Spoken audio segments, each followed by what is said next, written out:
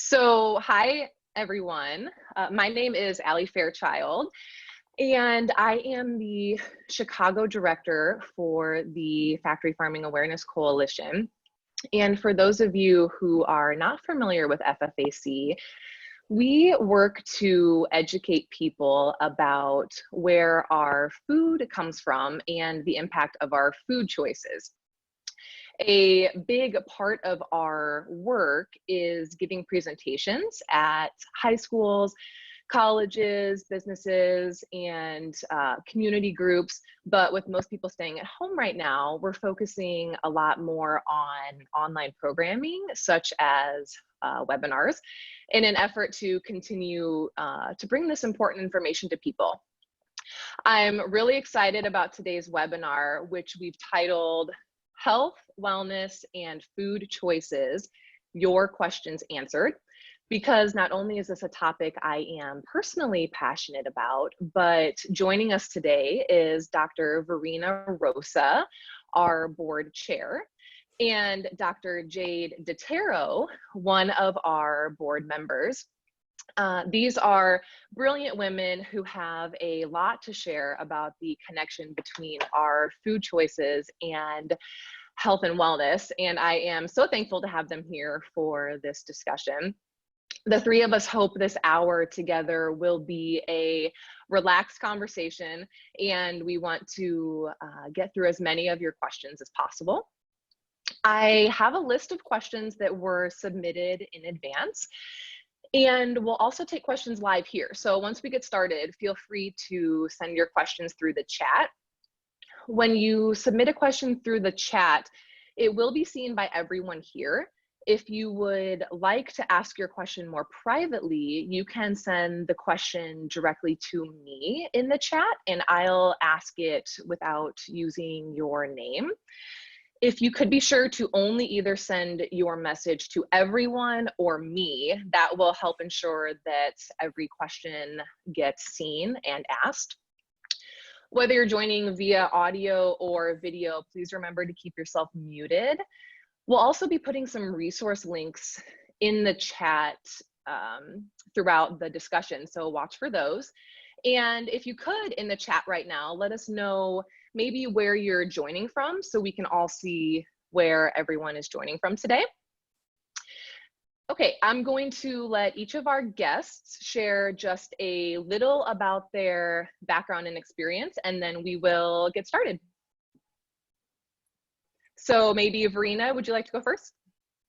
Sure. Thanks so much for this lovely introduction, Allie. So my name is Verena Rossa.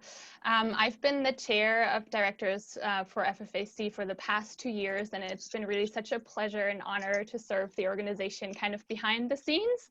And I'm super excited to participate in this webinar today and like show my face in public. What has brought me to FFAC and really still excites me about the organization is its multidimensional approach to food system action. So there really is no silver bullet to solving this massive task, but there's so many co-benefits to our own health, to the planet, and obviously to the animals. And while we're focusing today on health and wellness, I'm equally passionate about, the environment, and I've done extensive studying on environmental impacts of food and social justice issues, and of course, animal rights violations. And this holistic approach of the organization really kind of reflects my own trajectory as well. I graduated from a medical school and then worked as a psychiatrist for several years in both adult as well as child and youth psychiatry settings. And then I really became increasingly frustrated with this idea that as medical professionals, we put quite literally band-aids on problems that are being caused by systemic issues. So I ultimately left clinical practice, went to school to get a degree in public health, where I really learned about the systemic factors that make us sick, from, income disparity to air pollution. There's so much that is pretty much out of our hands.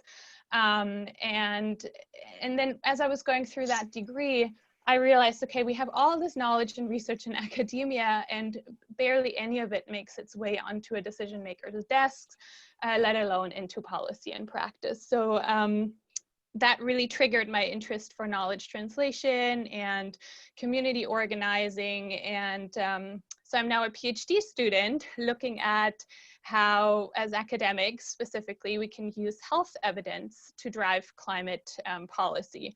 And hopefully a few years down the road, I will have an answer to the question. But right now, I'm still at the beginning of my student trajectory, but it's been quite a lot of fun, and it's also been helpful in my work supporting the amazing team at FFAC. So today I hope that I can share some of my clinical expertise as well as my insights into public health nutrition research, where I looked at the association between diet and mental health specifically, and then maybe add some systems level thinking and perspective. So I look forward to all of your questions. Great, thank you. Jade? That's awesome. Hey, everybody, I'm Jade Dittaro. I see a few familiar faces joining in. That's awesome. Even one of my family members. So, hey, Tina. Jade Dittaro, I'm a physician in Kelowna, BC. I graduated family medicine. I do inpatient care and some family medicine locums. But my real passion is nutrition, prevention, and lifestyle medicine.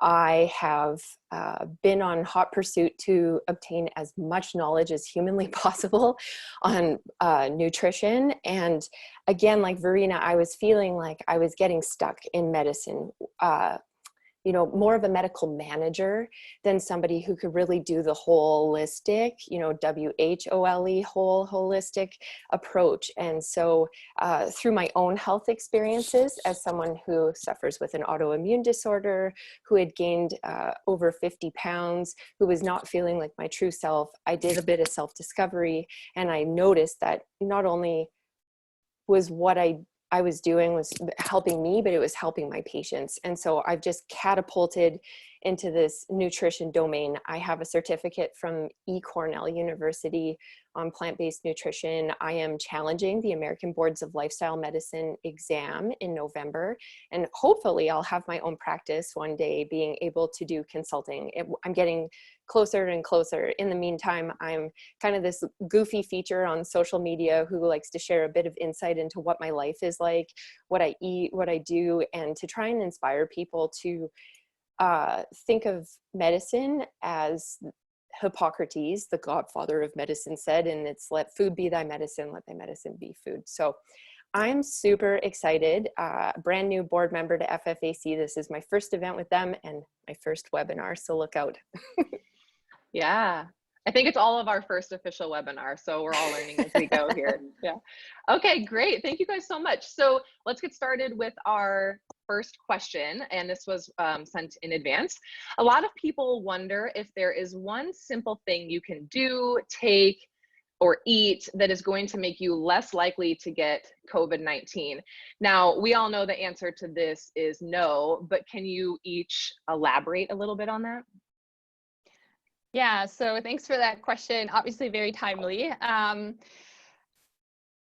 will say, as I said in my introduction already, there is no silver bullet to anything ever. I guess the one thing that we can do to avoid, obviously, spread of the virus is physical distancing. Ta-da! But I will definitely let Jade elaborate a little more. Yeah, totally. I think that anybody who has social media or anybody who reads the news sees that this is the question. And this is kind of the human fallacy. The thing that we're always doing wrong is looking for the quick fix, the one thing. And once we all get over that and realize that there's never going to be just one thing, that's when we can achieve better health. And so in the setting of COVID-19, unfortunately, there isn't anything in particular that could do immune boosting or get you to optimal health where you are going to avoid the disease. Now, there was a really interesting and very lengthy, like 4-hour webinar with Dr. Michael Greger recently, and he talked specifically about this. And this has been shared a lot on social media recently, that one of the processes that happens with this disease is that you get this inflammatory storm in which your body attacks yourself, this cytokine storm, and it's hyper responsive, your immune system. So in fact, it's kind of questionable whether you actually want to boost your immune system if that is a subsequent negative effect that can happen from this virus. Now, the other part to this is there was a recent public service announcement that went out. I was grateful to be part of it because the messaging was strong. It was, if you want to prevent getting this disease, yes, physical distancing and hand washing are the #1 things, but you can do some things to lessen the severity of the impact. And we'll go into a lot of those questions later, but the main things are, if you're a smoker, quit now. No excuse, you can do it. If you have chronic diseases and need medications, take those, don't skip them. Now's the time to get your blood pressure, your diabetes under control. And the other thing is you can do a lot through nutrition. And that's our beautiful segue into a lot of other questions. Yeah, definitely. Thank you for setting me up. So let's go to our second question that came in advance, which is, I hear a lot about the standard American diet. Generally speaking, what is the standard American diet, or SAD, as people might have heard, and why is it so unhealthy? Yes, love that question. So when we talk about the standard American diet, or SAD, we're talking about a total diet pattern. So basically the sum of foods that a population consumes. And obviously there are cultural variations in there. And it's often also called a Western type diet. And it's characterized by including an excess consumption, usually, of calories from refined carbohydrates, fatty meats, and added fats, sugars, and sodium, that at the same time lacks many nutrients that are typically in foods such as whole grains, fruits, and vegetables. And the really crazy thing is that this has led to, as you probably all know, the obesity epidemic or pandemic, where people are overfed but malnourished. So what does that mean? They're overweight, they have too many calories, but they are actually lacking essential nutrients that would make them healthy. And, you know, in addition, there's a lot of research on biomedical processes that are induced by some of the contents of the food that are typically consumed in the standard American diet. And those then lead to inflammatory pathways and other negative reactions in the body. So this diet pattern is thus associated with a lot of chronic diseases like diabetes, like high blood pressure, and so on. So, but I think it's important to keep in mind that it's not just about a diet that is very high in calories, but it's also about the types of nutrients that people typically consume or don't. Great, thank you. Jade, did you want to add anything? I think that you summarized it beautifully. To me, I'm always about practical and giving people the visuals. So here's what I ate as a child, which is pretty much the standard American diet. I had toaster strudels for breakfast. My lunch consisted of Dunkaroos with a lunch meat sandwich and a Jell-O. And, you know, my snack would be cookies from a package. And then dinner was like a Costco lasagna. Maybe we'd throw in a salad with iceberg lettuce. That is a lot of standard American diet. You know, people going out for pizza and wings and you name it, all the things that people have generally grown up with and loved. We're now seeing that there's a negative impact to it for sure. Yeah, absolutely. And I guess I'll just add one thing, which is the notion of being overweight or obese, yet being malnourished, which seems like those two couldn't be happening together, but that is also a significant aspect of what the standard American diet seems to be. Okay. So let's go to talking a little bit about antioxidants. We had a few questions come in related to antioxidants. So first, just what are antioxidants?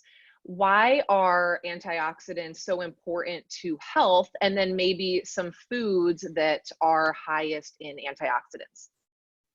So big, broad topic, could go on forever. So going to try and summarize it into a small package. Now, antioxidant is exactly as it sounds. It means that it inhibits oxidation. Oxidation has to do with chemical reactions in which, again, to quote Dr. Greger, the oxygen goes crazy and grabs onto electrons, especially in the body. What happens is it causes cellular damage and the release of free radicals. So why is this bad? This natural process that can happen. Well, these free radicals can be associated with things like inflammation. They can trigger cancer, heart disease, and you'll hear it especially in the beauty industry because it can lead to premature aging.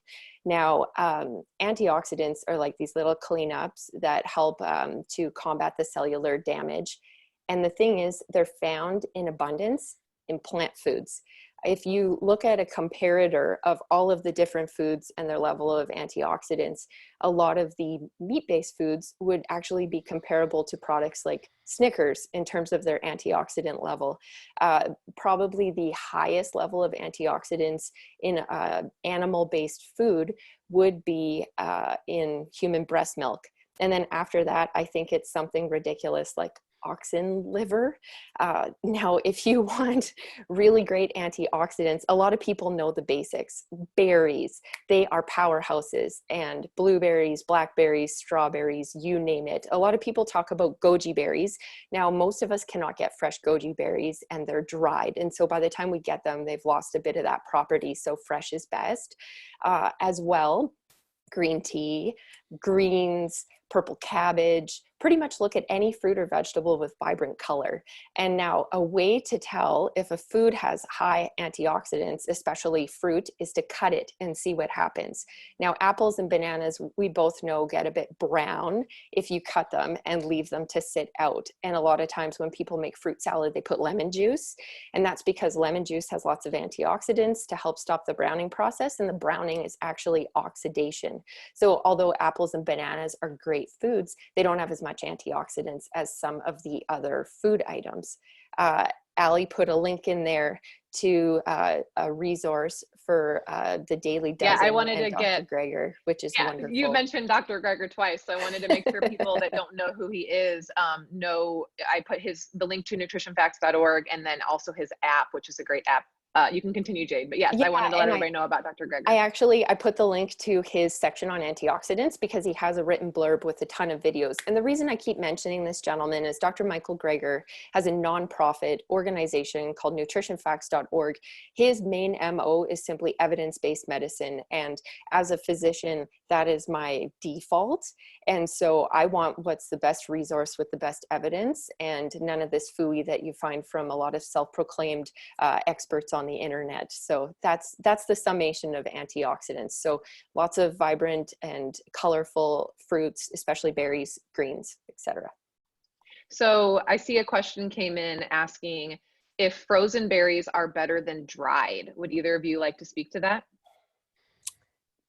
You know, I would assume yes, because they are frozen in whole form. And a lot of times when they're frozen, they have a bit of that water content. So that water content will still have a bit of their nutrient with them. So fresh frozen is absolutely wonderful. And I would recommend that, especially in the winter months. And dried fruit, sorry, I was just gonna say dried fruit has its own benefit anyway. It can be a good source of iron. So it just, you have to be careful with dried fruit in terms of if there's added sweeteners, juice that's added, etc. Yeah. And along the lines of fresh versus frozen, I will just, as a public service announcement, remind everyone that both are great.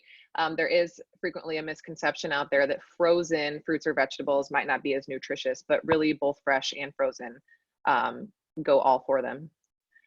All right. You know, sorry, Ali, can I add one little side note there? A lot of people are often very concerned about the cost of buying fresh fruit or frozen fruit, especially when we talk about berries. And, you know, research really shows in the end, buy what you can afford as long as it's some form of vegetable. So if it's canned, you know, that's still better than if you went and bought the hot dog, for instance. So I just wanted to add that here. Sure. And if you are going to buy something canned, be sure you get a BPA-free can. Please pay attention to that. Okay, great. So let's move on to the next question, which is about cruciferous vegetables. So someone asking, I hear a lot about the importance of eating cruciferous vegetables. What are some cruciferous vegetables and why are these so good for you?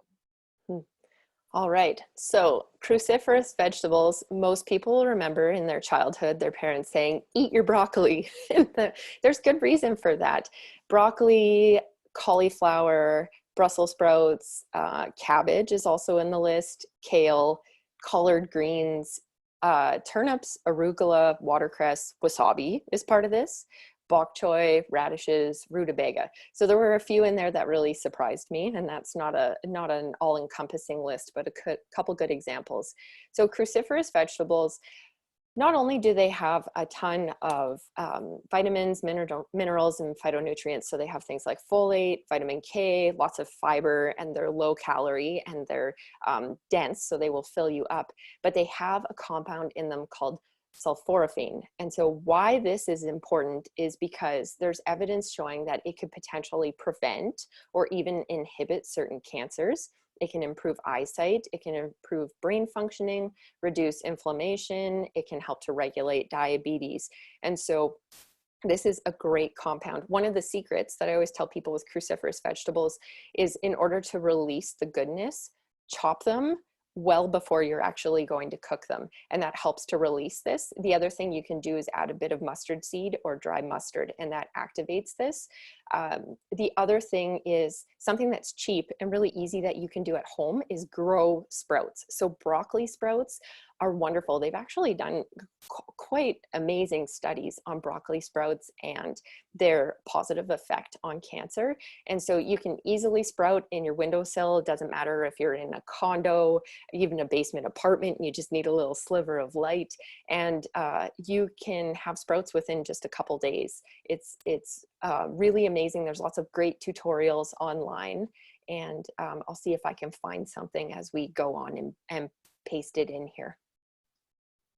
Yeah, that's a great suggestion. They're so easy to grow, and it's kind of therapeutic, you know, to grow something so easy on your own that you can then eat. So especially while we're all staying at home and we have time to pay attention to a plant growing in our kitchen or something, definitely check that out.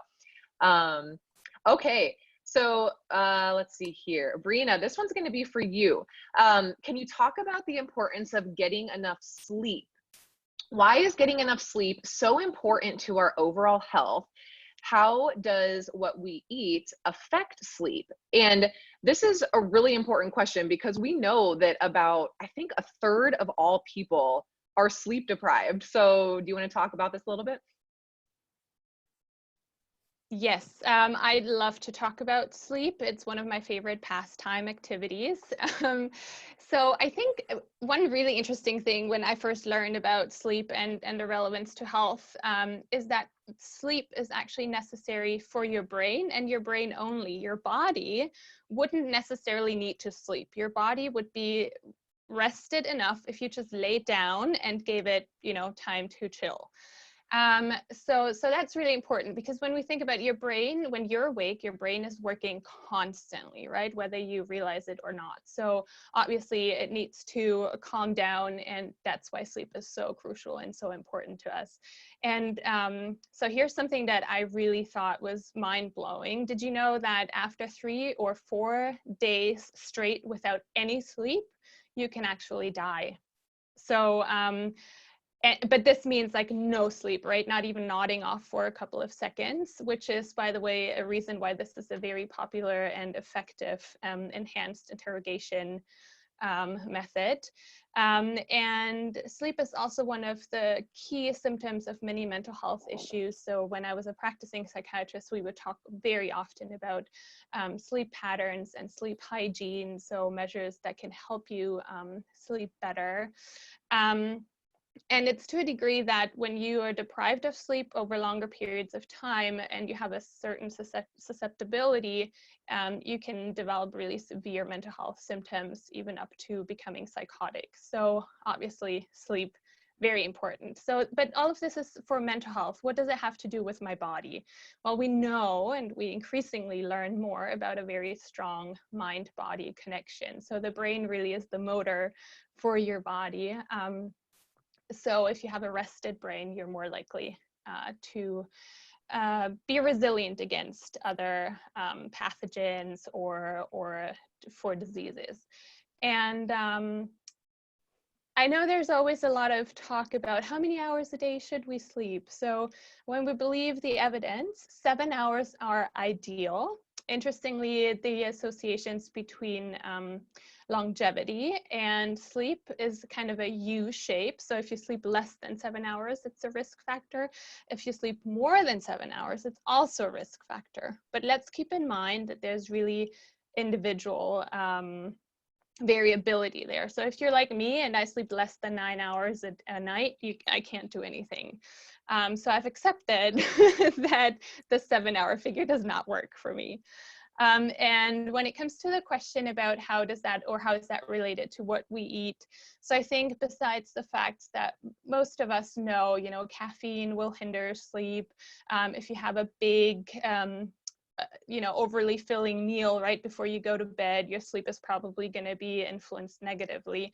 But in the end, it's a little more complicated like that than that, because we know that all of these different health behaviors, so sleep, physical activity, diet, are really clustered together. So that means if you start to change your diet and you start eating more healthy, you will see a ripple effect. All of a sudden, you're going to feel more inclined to maybe become physically active, which then in turn improves your sleep, which then in turn, makes you want to eat more healthy and so on. So I think that's really the main connection we see there. Okay, if you don't great. mind, can I just add one thing? Of course. So that's a wonderful summary. And, there are things that we tell people over and over as physicians to try and encourage them to get more sleep, and to not sound like a broken record, I'll repeat a couple of them, but the importance of light, cannot stress it enough. You cannot have screen time before bed. It totally stimulates your brain. It's counterintuitive. So you gotta wind down, preferably 1-2 hours before, and having your room pitch black is so important. It also cool temperature, so either a nice blast of a cold shower before bed and making sure your room's cold is going to be ideal. Now, somebody reported in the comments, their social media is filled with folks reporting coronavirus anxiety, insomnia. That's totally true. And so this is all about knowing what we can and can't control in this, trying to focus on the positive and not read the news before bed. And I highly, highly recommend to everybody to have some sort of meditation practice, even if it's simply an imagery thing. You imagine yourself on a deserted island where there's no coronavirus and there's like mango everywhere and waterfalls. If you can simply just sit there and go through that, or consider other types of meditative techniques, whether it's box breathing or mental silence meditation, even 5 minutes, they have shown that can help you induce sleep. So definitely a few tips and tricks just to help you. Yeah, and speaking of meditation, because that's something that I started doing a few months ago, and I swear it has changed my life. And I wanted to make sure people know that there's so many free meditation apps out there. So most people feel like meditation has to be you having the ability to just sit in silence with just complete silence, and that can be really hard for people. So if you use the meditation app, there's actually someone that kind of like guides you through some different thoughts, and I found that can be really helpful to kind of block out your mind just still thinking while you're trying to meditate. So check those out. I think there's one called Muse and one called Calm. Those are two really popular ones.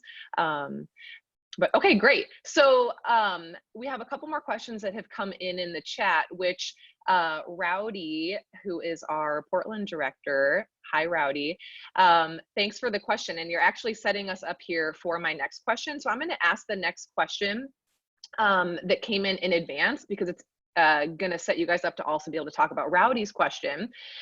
So the question that came in advance is, for the 2019 food guide, Canada actually removed dairy and reduced the recommendation for meat and eggs. Can you share anything about this process or how it has been received by people living in Canada? Now, we know here in the United States that the 2020 to 2025 USDA guidelines are currently being developed. So this is especially relevant to those of us living in the US. And then Rowdy is asking, the beef industry claims beef can be part of a healthy diet. How do you respond? So if you want to kind of incorporate all of that. Ah, yes, the Canada Food Guide, one of my favorite topics, because here we are, food policy, my passion and hobby. So yeah, for those, as Ali, you summarized it beautifully, there's a new Canada Food Guide. You know, food guides come out every so often in pretty much every country in the world. And they basically give recommendations of what a healthy diet is in general. So there's a few key things that are really setting precedent about the new Canada Food Guide. One of them is, yes, dairy was more or less removed as an essential food.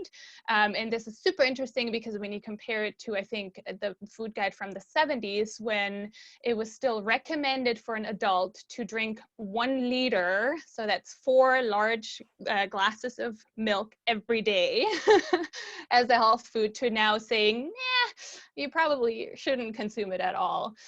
So that's one thing that changed radically. The other thing is that actually in the development of the food guide is they didn't just look at health impacts of foods, right? But they also considered environmental impacts. And that is huge because, make no mistake, this food guide is a policy document first and foremost. It really opens doors for school nutrition programs, for for further food policies, for regulations, and so on. And then the third one, which is being celebrated in a evidence-based policy world, is that for the first time ever in the development of a food guide, the public servants who are responsible for it did not meet with industry representatives behind closed doors. The first time. It's 2020, people. And the WHO has actually recommended this approach for, I want to say, decades, and is now celebrating Canada for finally living up to these recommendations. So I was really curious about, how did they make it possible? Why haven't they always done it this way? And it really comes down to a strong leadership by individuals in the Ministry of Health in Health Canada, and specifically Dr. Jane Philpott, who was the Minister of Health at the time, who really put her foot down and said, no, we're not going to meet with industry behind closed doors. And the pressure must have been insane, because the dairy industry in Canada is traditionally one of the strongest lobbies in the world. And as you can imagine, there's a lot of blowback and pushback, which is also, you can see that in the reception of the food guide in Canada as well. I think most people are happy with it. It might be due to the fact that it was a huge public engagement process in the development of it. I remember filling out, I think, at least 2 surveys where I added my own opinion and so on that went out to all Canadians. But I think what is really interesting is really to think about, when it comes to US specific context, is who creates the food guide, right? Who's the author, the producer of the food guide? And in the US, it's the Department of Agriculture. And in that name is already, their mandate. Who do they represent? Is it the consumer?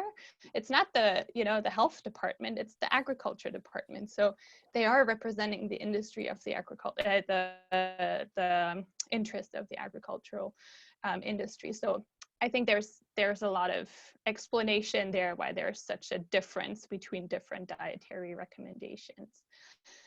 And let's see, is there anything else I wanted to say about the food guide? Yeah, so and then in terms of reception, I've been to a few events where people discuss the food guide. There's, from nutritional scientists, there's a bit of criticism that it's just not detailed enough, and then others say, well, it's too detailed. Some criticize that it might be, if someone was to eat the way that the food guide recommends, it would be way too expensive, while research actually shows that it's cheaper than any other food guide that has ever been out there. So I think it's been an incredibly interesting process, and hopefully one that can set precedents and work as a kind of role model for future food guide developments. And then I wanted to quickly answer part of the other question about the beef industry claims that red meat can be part of a healthy diet.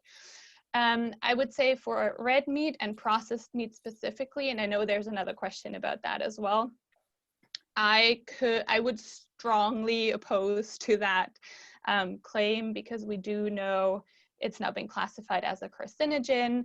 The research becomes a little more tricky actually when we talk about, for instance, chicken or other meats other than red meat. And there I will clearly say that the evidence that does not suggest that a diet that is completely plant-based is significantly better than a whole foods diet that contains some meat and seafood. But, oh, here's the but.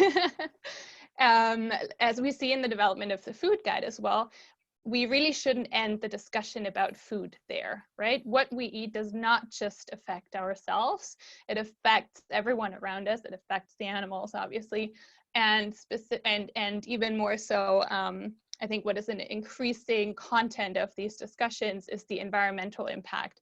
And there it's still very clear any kind of animal-based food, including dairy, has a much larger environmental footprint than plant foods.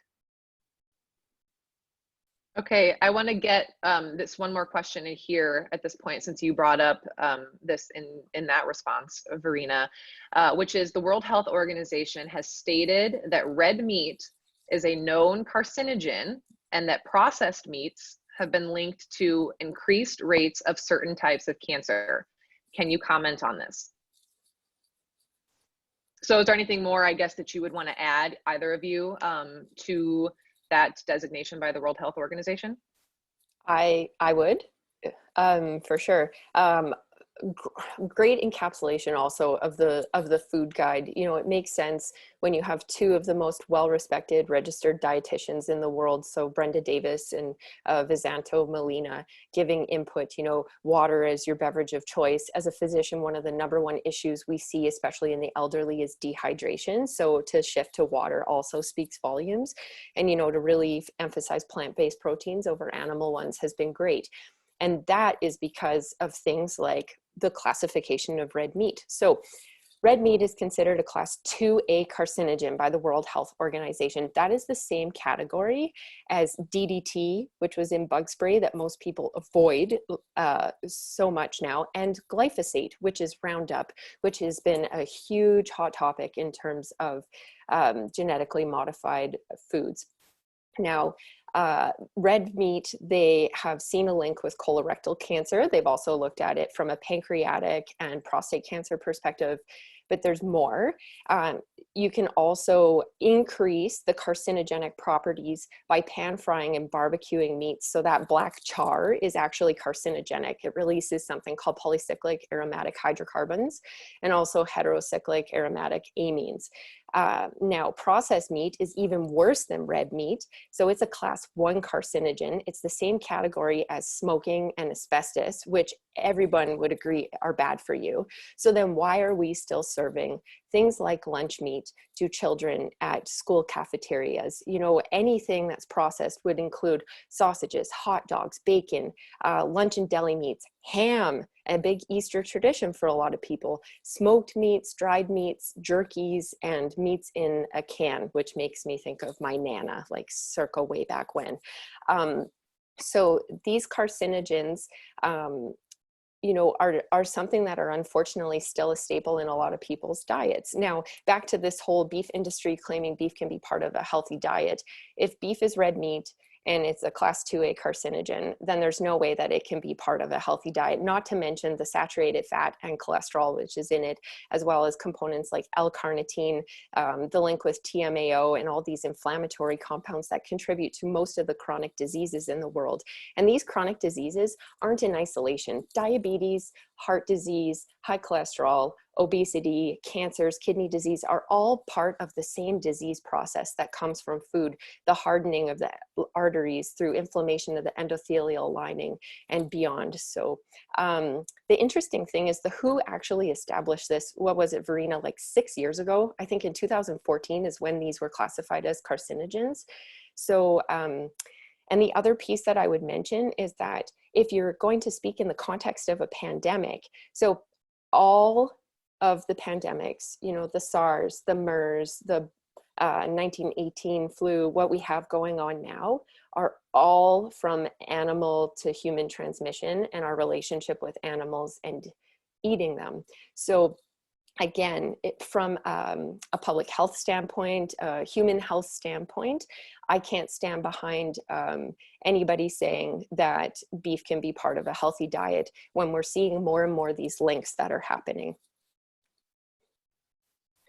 Yeah, so let's pull in Ben's question here, Ben from Chicago. He is asking about something that a lot of people ask about, which is, can you talk about the differences, health benefits with regard to eating a diet of mostly plants with the incorporation of some animal products versus one that is completely plant-based or eating completely plant-based? So maybe just to kind of further the thought train that I was on, and then I'll let Verena add. So people have great research on this in terms of epidemiological studies. So if you look at a concept called the blue zones, so hopefully most people have heard of these by now, and if not, you should do some great reading on it. But these are the places in the world that have been studied where people live the longest with the highest quality of life. And one of these populations happens to be in California, in a little pocket in Loma Linda. It's a group of Seventh-day Adventists. And so they have these wonderful studies where they have compared all of these people with similar lifestyle demographics in order to remove any confounding factors. And so they've compared people who eat standard American diet to those Adventists who eat pescatarian, so fish, dairy, eggs, and a lot of plants, to the vegetarians who eat eggs and dairy, to the ones who maybe just eat eggs, ones who maybe eat dairy, and then the fully plant-based ones. The further you get down the chain from standard American diet to pescatarian to vegetarian and whatnot to plant-based, the healthier you are. And so although yes, you can still be healthy while eating some animal products, I would say if we know that the data is out there and the evidence is there that eating fully plant-based is the healthiest, and we enjoy our lives and we want to live a long time, and we have meaning and purpose and reason to live a long time for our families, our passions, why not choose what's healthiest? And so that is what I advocate for as a physician. Now, that's not to say eating, you know, a fully plant-based diet. Some people talk about that being vegan, and that can have lots of processed foods and junk foods, right? We're talking about whole foods and plant-based. So just, you know, fruits, nuts, seeds, grains, legumes, beans, veggies, whole foods. Great, thank you. Verena, did you have anything to add to that before I move to the next question? Mel, maybe just shed some light onto like how do we actually know all of this, what's happening in the research world, and because this was part of a research that I did over 2 years very intensively, I can say that there's really no good research study that has compared, a whole food diet that has some animal products to a whole food completely plant-based diet. So actually, we can't say either or. I will say, dosage makes the toxin or the poison. And like Jade said, that right now what we think is the best available evidence is the less or the fewer meals you have that contain animal products, the better, as long as it's a good whole food plant-based diet. Yes, absolutely. And I think this whole idea of labeling yourself of a diet that you adhere to, which is actually shown by research, can be very different from what you actually eat. Right? So it's not enough to ask people, do you identify as vegetarian or vegan, and then look at their health, which has been done for many years in this kind of research, but we actually need to start assessing what they actually eat. And believe it or not, there's not that many studies out there yet that really do that in a high quality way. And also, since this is FFAC's webinar, we can't help but say that although we're talking about nutrition, we'll bring it back to the point that we brought earlier, was that our food choices aren't just you know, our health in isolation in terms of longevity and how we feel, but our impact has a huge ripple in terms of environmental impact. And, you know, if we're contributing to destructive practices like factory farming, that has not only an effect on our earth, but that travels back around and can negatively impact our breathing if there's toxic emissions in the air and pollution. So we have to think about that as well. And I can't help but say that as humans and higher beings of thinking and sentient beings who genuinely care, we can't help but think about animal welfare. And so if we know that we can eat in a way that causes no harm to animals, then what a beautiful thing to be able to be fully plant-based. So there's a multitude of positive reasons to be fully plant-based rather than to dabble once in a while in eating animal products. Yeah, you guys bring up so many good points, and I will say that we could have an entire webinar on so many of the things that just got brought up, so I'm refraining from diving into a bunch of those. We have talked about the possibility of doing some more webinars focused on environmental health or public health, so stay tuned for information about that. We have about 15 minutes left, so I want to make sure I get through as many of our final questions here as I can. I'm going to ask, while I go to a question that I have that was asked in advance, I'm going to ask Jenny if you might give a little more clarity on your question of what do you think about supplements. Are you referring to what type of supplementation are you referring to? Is it like B12, D3, things like that? Just let us know a little bit more in the chat. We'll come to you next. So a question from someone in advance. Can you explain the difference between, oh, this is a great one. Can you explain the difference between unhealthy carbs and healthy carbs? So many people seem to be really misinformed about how much our body needs healthy carbs.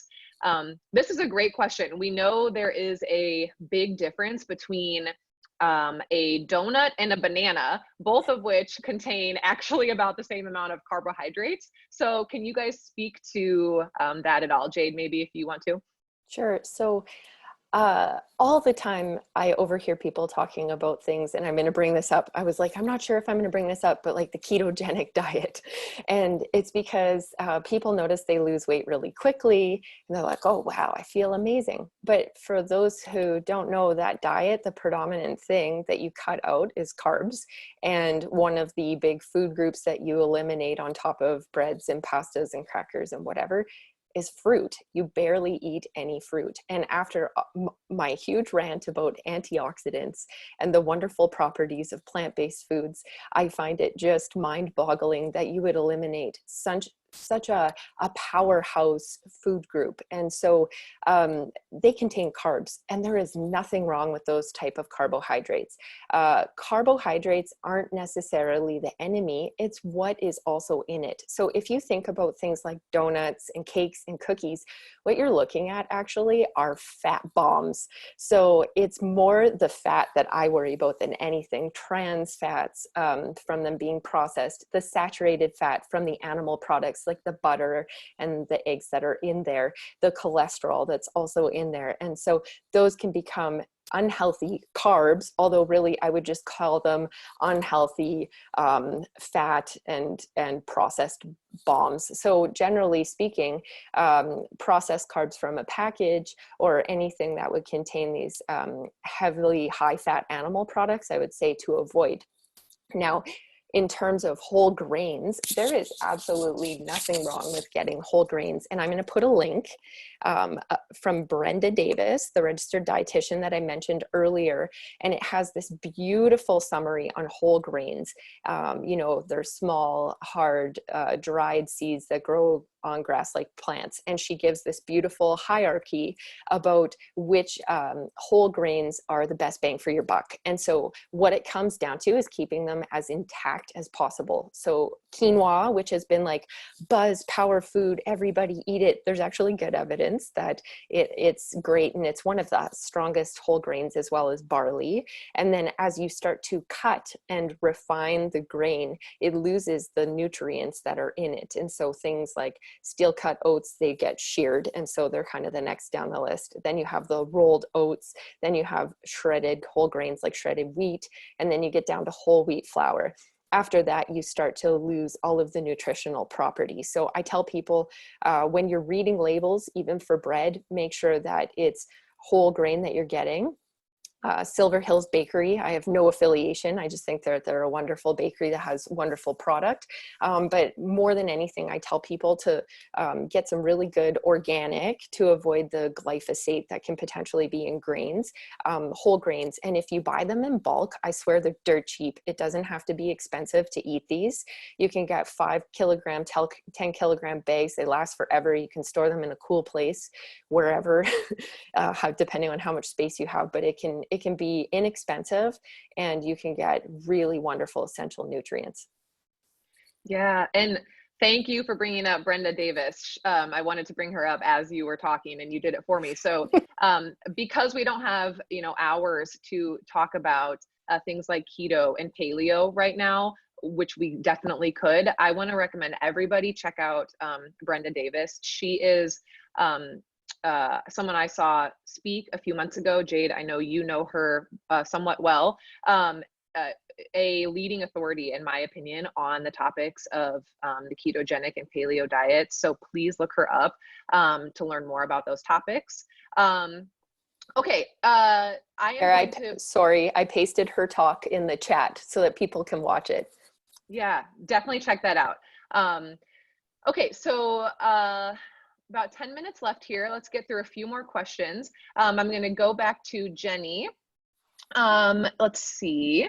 Okay, I thought of amino acids, for example. I'm a vegan and aware of B12. Oh, okay, so Jenny's question is wondering about getting all of the amino acids by eating plant-based. Do either of you want to speak to that and any need for supplementation? Yeah, I can say a few things. So, okay, first of all, supplements, and then Verena, if you want to add anything, please do. So supplements I always recommend are B12, vitamin D, and omega-3s. And so B12, you really only need to take about 3 days a week. Get a plant-based one. There's great ones you can get a spray for under your tongue. And in fact, just a quick aside, most people in general are B12 deficient. B12 is something that actually, it's a bacteria that comes from the soil. And so people associate it with red meat, but cows used to graze and they would get the soil, they'd ingest it, and then it would be stored in their meat. Now that they live on factory farms, they're not grazing, we've had soil degradation, they actually get supplemented. So the only B12 that you get from a cow is because they receive the supplements. Cut out the middleman and just take your supplement and don't eat the cow, right? So B12 couple days a week. If you have too much of it, you can actually get some acne, so be cautious. Vitamin D, most of us who live in the Northern Hemisphere need at least 2,000 units every day during the winter months, and then about 15 to 20 minutes of sun exposure during the summer months, but you can just take 2,000 a day the whole year if you want. And then omega-3s, just because we tend to not always get enough, and this is a really broad topic, but just you can pick up an algae-based omega-3. Why not fish oil? First of all, fish oil supplements have been found to be carrying mercury. Fish often carry toxic heavy metals, plastics, and pesticides in them, so you don't want to ingest that in a supplement. Now, as for amino acids, people talk about meat having complete protein with all the amino acids you have. Well, listen, your body's super smart, and you get amino acids from various little things. So all like plant foods, fruits and veggies, you get all of these different amino acids from, and your body stores those building blocks and they put them together. So your body's doing the hard work and you don't even have to think about it. So don't obsess about eating tofu because it's a complete protein, or hummus. Simply just make sure you get a wide variety of food and those building blocks will all be there. Trust me, as a physician, I don't see people with protein deficiency unless they have serious illness. So people like you and I, it's not going to run rampant if you have a plant-based diet. Yeah, so just to underscore that point there, yes, you can get all of the amino acids necessary eating purely plant-based, Jenny. Okay, let's take maybe 1 or 2 more questions. It looks like we aren't going to quite get to all of our questions that were submitted in advance, but that's okay. I'm going to try to group some together here to ask more generally. Let's talk about media. So nutrition research, how it is done versus how it is portrayed in the media. So Verena, this would be for you. So this is a great question because I'm sure everyone here has experienced that it seems like every day we hear new recommendations related to food, which can be so confusing for people. Can you talk a little bit about why this is, how it's portrayed in the media, nutrition research? Yes, thank you so much. And I hear this all the time. I don't know which one of you remember the Time magazine cover, "Butter is back," a few years ago. So basically, you have to keep in mind that evidence isn't generated overnight, right? And it's usually not enough that we have one study that shows one outcome. We, in order to come to good conclusions, we need several studies. Just as a side note, before the first policy was introduced that kind of put a barrier to tobacco consumption, we had over 7,000 high quality studies with millions of people involved. So it's not generated overnight, but of course, you know, as a media outlet, you always have pressure of coming up with something new, maybe something controversial. So there's a disconnect, and sometimes they do pick individual studies that might show an opposite of what, you know, the mainstream of that research field shows, just to kind of have news, right? So spoiler alert, butter was never back. So that's one thing, like there's just a different time window when we talk about creating evidence versus the media's need to produce news.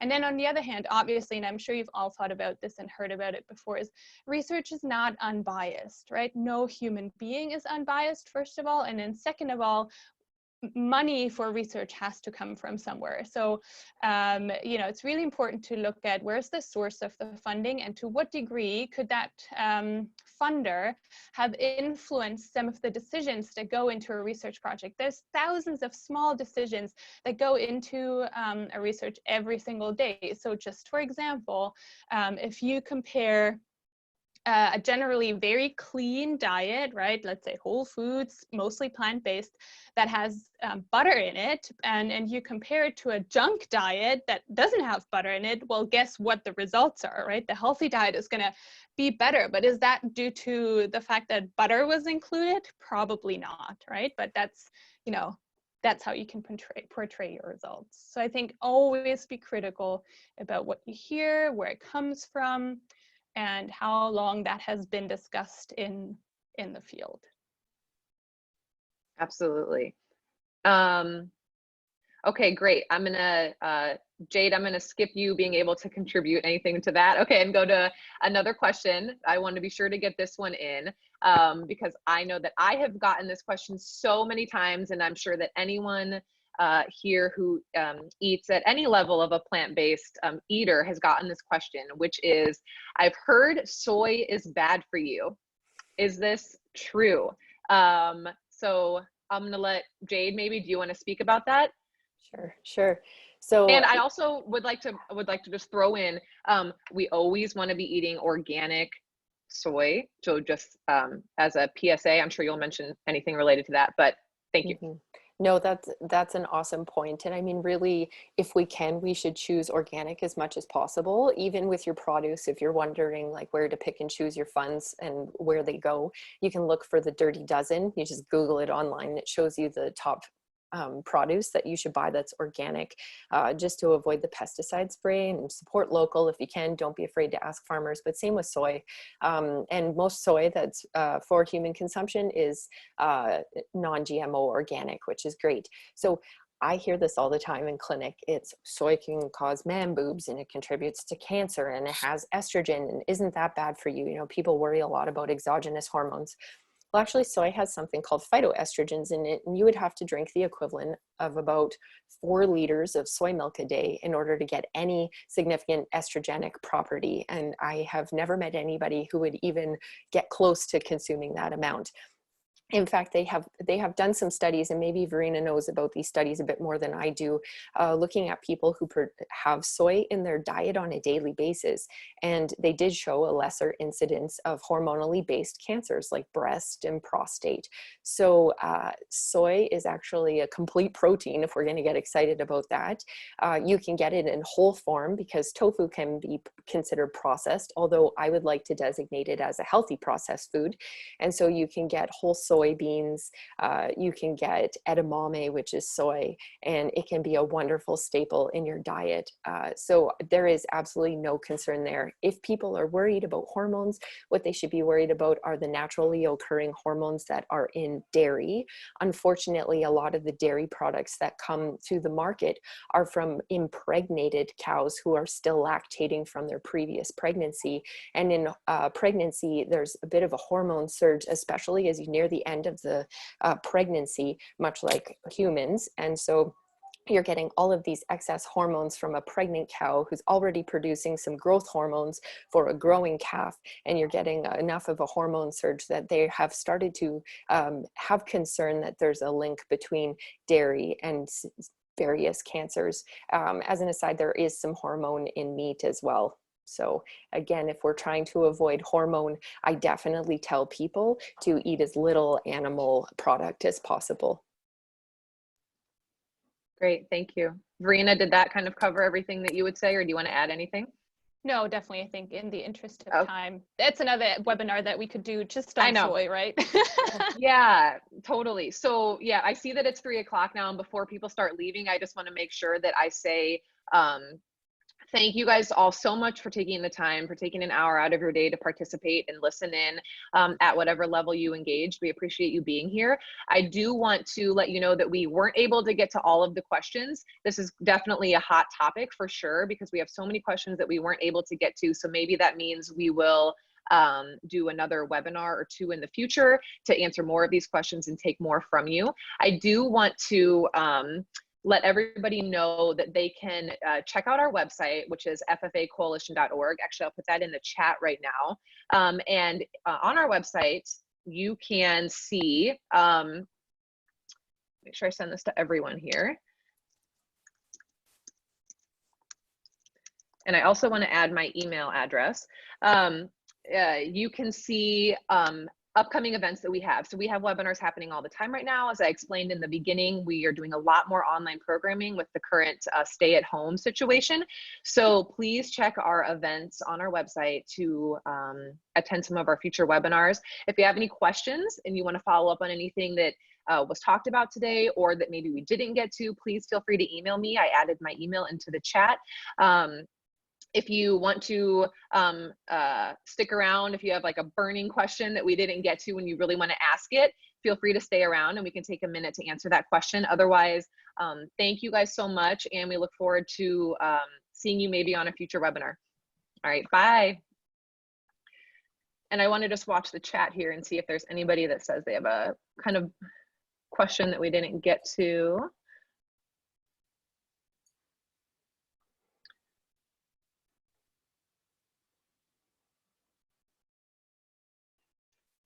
I'm just going to kind of give it a minute for people to log off. If possible, would love to hear. Okay, so we have an FFAC question. We can get to that in a second here.